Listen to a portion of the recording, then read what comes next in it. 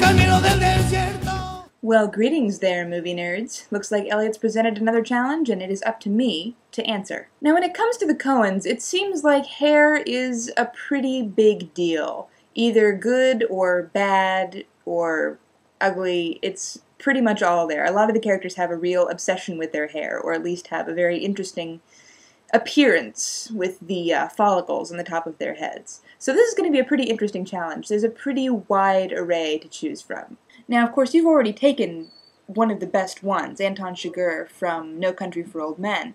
I could go with H.I. McDonough from Raising Arizona because, let's face it, Nicolas Cage's hair in that movie was pretty bad.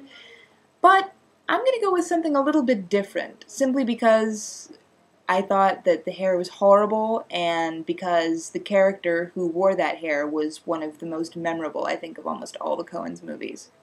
My award for worst hair in a Coen film goes to Senor Jesus Quintana. That's right, you don't mess with the Jesus, and I'm not about to. That's right, the Jesus from The Big Lebowski is my pick for worst hair. Not just because his haircut was bad, but because that hair said leagues about his character. That sleazy-looking hairnet, coupled with that nasty purple leisure jumpsuit thing, just said so much about him. The fact that he was a former sex offender, the fact that he was really into himself, the fact that he was just generally a shady, creepy, nasty, gross-looking guy.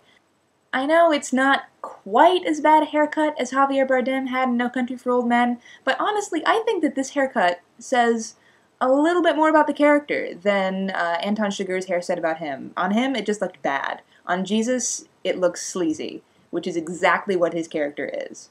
That's all I've got for now, movie nerds. I'll see you guys and Elliot later this weekend when we review Burn After Reading. See you then!